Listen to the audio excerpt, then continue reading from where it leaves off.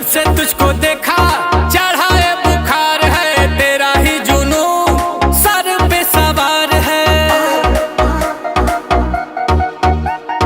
Body तेरी butter hair skin है, मेरे लिए बोलो क्या सिग्नल ग्रीन है। दिलावा के खाली बाटे रूम, मन करे फोटो ली चूम चूम कके झूम झूम कके झूम झूम कके झूम झूम कके झूम हो कके झूम झूम कके झूम झूम कके झूम झूम कके झूम।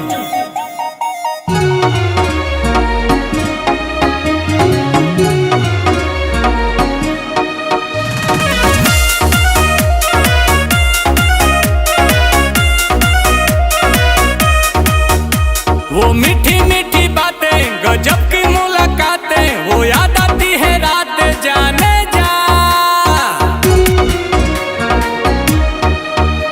अब तू ही दिलो जा में धरती और आसमां में, अकेली तू जहां में जाने जा जाने जा।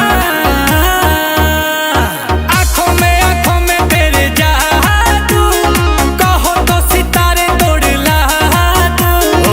देखो ही में लागे लूना तोहरे ला करतानी होम होम कके झूम झूम कके झूम झूम, ताहर फोटो हम देखी कके झूम ता जला झूम झूम जला झूम झूम, तके देखिए के मन जला झूम।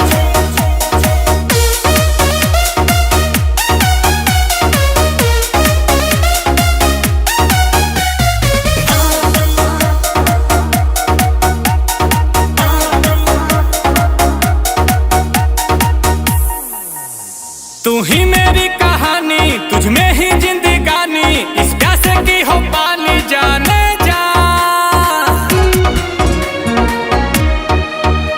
ये दिल तेरा दीवाना, तू मेरा ही ठिकाना, मौसम है आशिकाना जाने जा जाने जा। सांसों में तू बसी है, लबों पे मेरे तू ही हंसी है। गुची के लगा के परफ्यूम, फिगर ब्लास्ट करे बूम